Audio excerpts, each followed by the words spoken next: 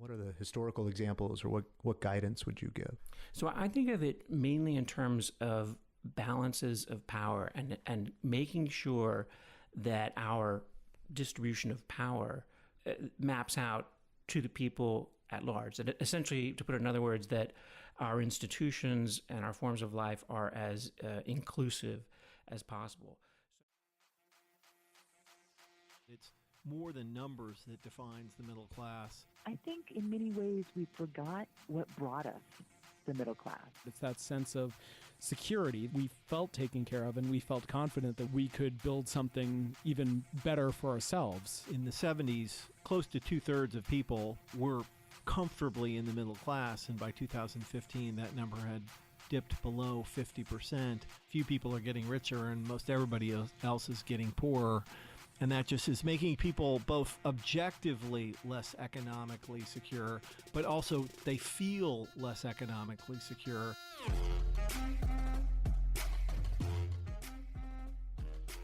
From the offices of Civic Ventures in downtown Seattle, this is Pitchfork Economics with Nick Hanauer. A pointed conversation about who gets what and why with one of America's most provocative capitalists. I think it was President Clinton who said that the quiet miracle of a normal life, just the idea that you're secure and can afford to invest in yourself and your family, and that you're not hanging on by your fingernails, and that's I think that's the most important thing. But that is for sure, that whole thing, that is for sure receding in American economic life, and the numbers are pretty stark. In the 70s, close to 2/3 of people were comfortably in the middle class, and by 2015 that number had dipped below 50%. And a great way to understand what happened is to look at the median income in America today is $59,000 a year for a family. But if the median income had been held harmless by increasing inequality since 1980, that number would be $86,000. So middle-class people would earn $86,000 if society hadn't become more unequal. And if we had all individually participated equally in increases in productivity since 1980, the median family would earn over $100,000 a year.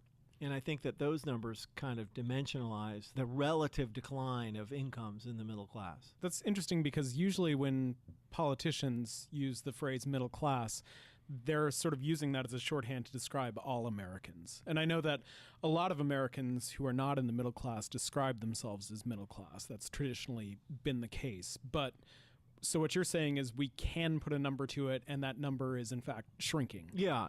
And, the conventional definition, the sort of economic definition of middle class, is people who make between 2/3 and double the median U.S. household income. Basically the middle of the bell curve of income distribution. But that the number of people who fall within that definition is shrinking, and it's shrinking pretty fast. And that's because a few people are getting richer and most everybody else is getting poorer. And that just is making people both objectively less economically secure, but also they feel less economically secure. And another dynamic, of course, going on is just the way in which costs for most people are outstripping the increases in their income, like in Seattle, Washington, where we live.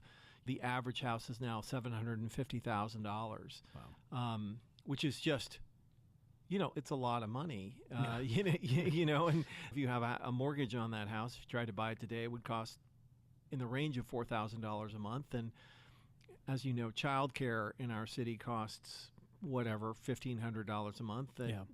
It adds up to more than $59,000 a year pretty fast. Right. And it's getting harder and harder to make it.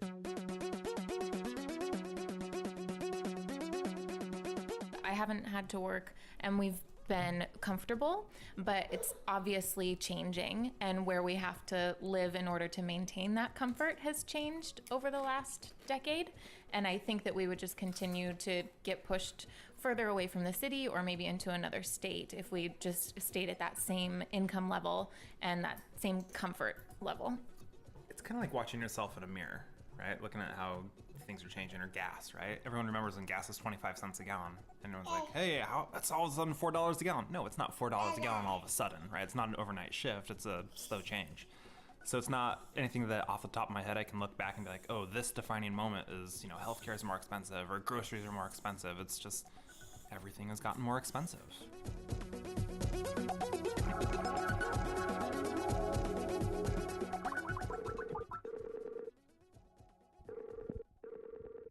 Hi there. So, not to put you on the spot, but what are Heather Boucher's top 5 or 10 reasons that explain why this happened?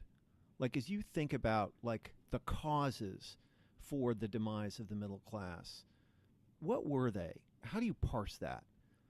Yeah, it's a great question. It's one I spend most of my time thinking about. So let me see if I can, kind of pull it together.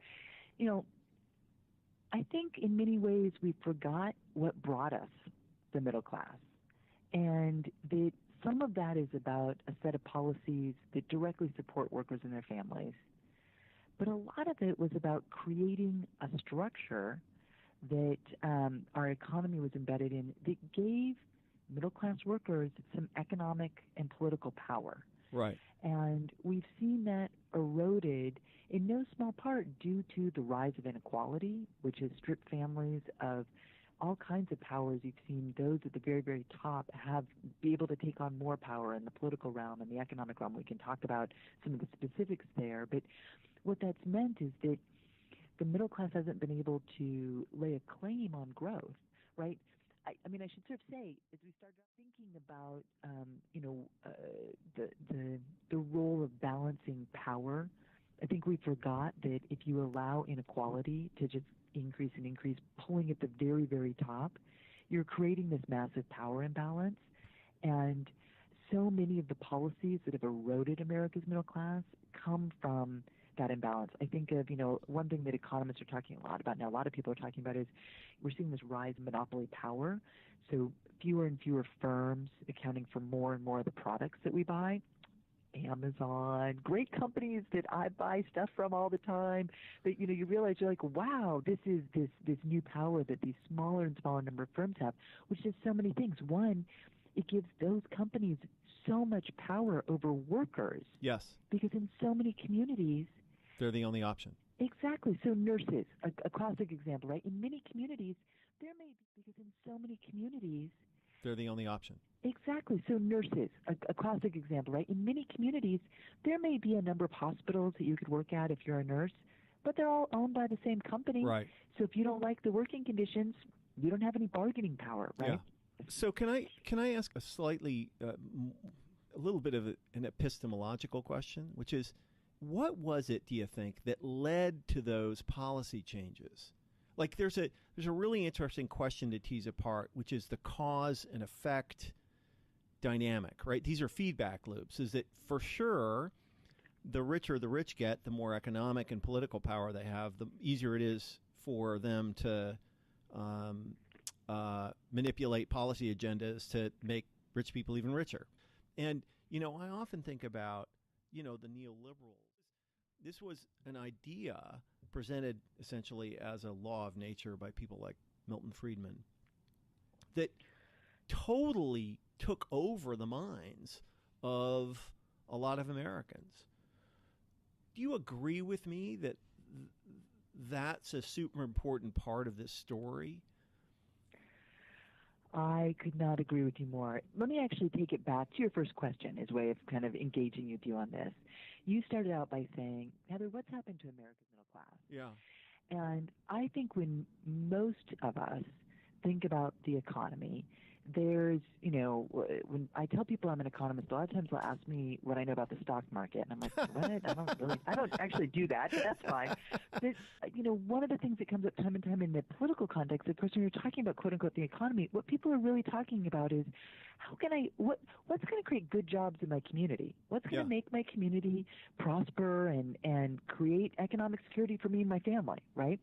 And that fundamental question is a bit mysterious, right? So how do those good jobs are they created? I grew up in the Seattle area. Actually, I spent my school years in Mukilteo, Washington, and my dad worked at the Boeing plant where they made the 747s back in the day when I was a kid. from that production, and so they're getting these good wages, and then they're going out and being good consumers in their community. It's sort of the Henry Ford model we used to think about. And at some point, we shifted it so that it was just about Boeing making a lot of money, but people were still told, well, unless Boeing does good, unless you make them super, super happy, they're going to pack up and leave your community. And it's connected to this idea of monopoly. For too long, I feel like over most of my career, people have talked about what's good for the economy as though when they said the word economy, they meant what was good for business. Yes. And yet consumption, which is what you and I do when we go to the store and buy stuff, is about 70% of U.S. total aggregate demand, right? So what is happening inside families, and families are the ones who supply the workers to the firms that hire them. Families are the place where we buy stuff. It is for families and for people that we have an economy at all, right? Because if you didn't have people that needed stuff, you didn't need an economy. So my fantasy is that someday we have as many 24-hour news stations focused on the economy, like what works for families and people, as we do for what we see right now on television, which is all of these news stations that supposedly are economic news, which is just focused on this small slice of profitability. What's happening in the stock market? Yeah, that's not the economy. Yeah. And so that's the one thing I wish people knew. And I think if everybody really got that and voted on that, then we could actually start having a tax system that incentivized the right kind of economic activity and that brought in the kind of revenue we need to do the things we need to do. And I'm just a little obsessed with the Trump tax cuts because I'm so angry about them. Yeah. I think that applies to a lot of different policy issues. Yeah. So, I love it. Okay, Heather, thank you so much for your time. Oh, my pleasure. Bye.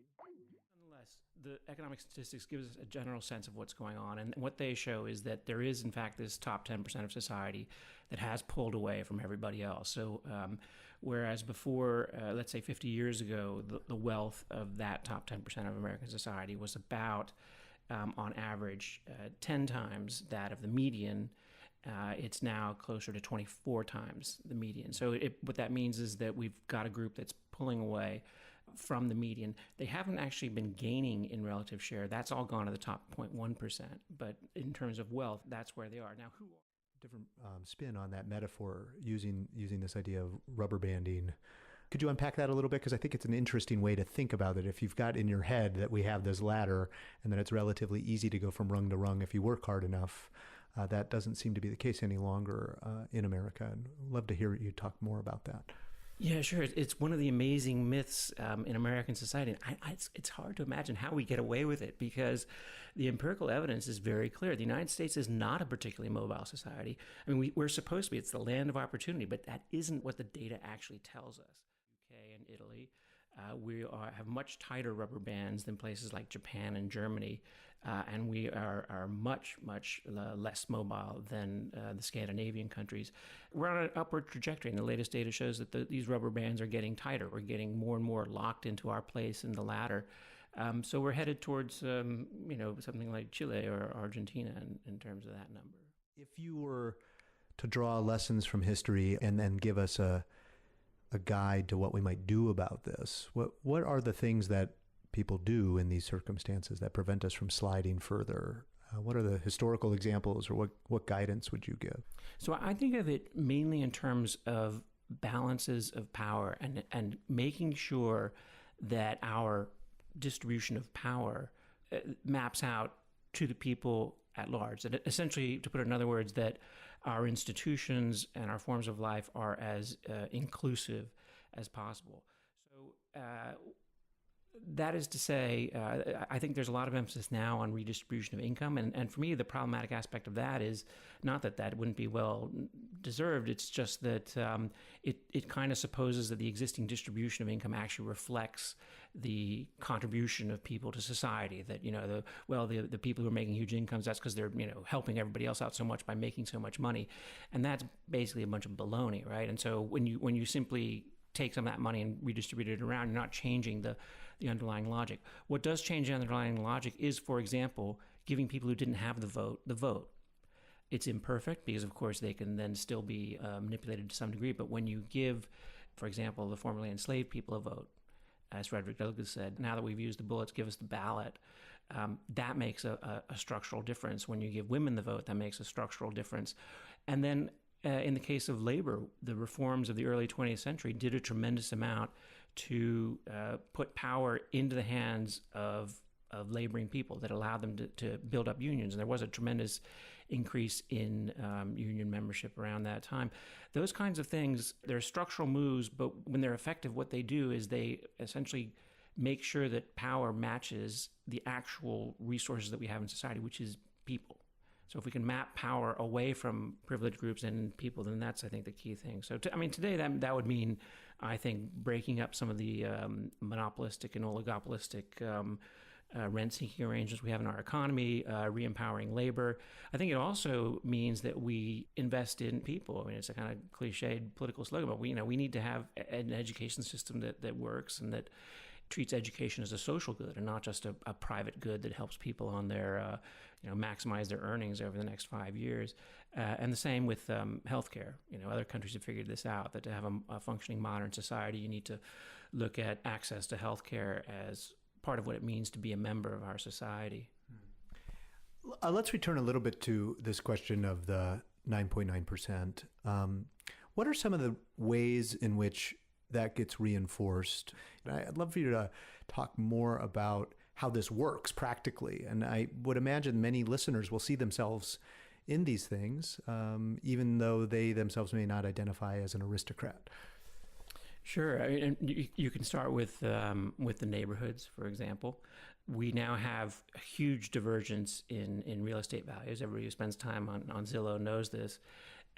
And the effect of that is that people who happen to be in these good areas, not only do they get a financial boon and a reward for staying in place, but they can then build on that because, of course, being in that place gives them access to better education, gives them access to better commutes. And then, of course, what people in that situation do, and I'm talking about basically people in my immediate neighborhood right now, they figure out how to kind of draw up the bridge behind them or slam the door shut. So they work pretty hard to make sure that the values in their own neighborhoods stay high, which means that they don't allow new construction. They exclude lots of potential development. And so that effectively consolidates their position geographically. And that's just one of the ways in which an elite group is starting to separate itself from the rest of society. But it's probably the single most important one. And then, of course, there's the education system. Now, the education was historically the great machine for opportunity in the United States, and that's what built a middle class.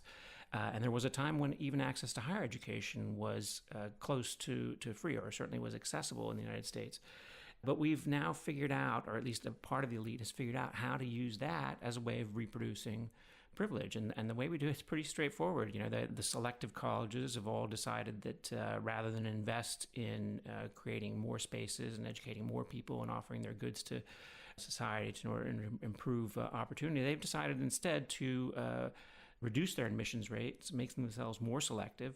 And the members of this class kind of participate in this by agreeing, well, this is a competition, and we kind of like the competition because on balance we're more likely to win, and in fact we are. Well, terrific. What a pleasure. It was a real pleasure talking to you, and thank you so much for sharing your insights with our audience. Yeah, great, Zach. I'm delighted to talk to you.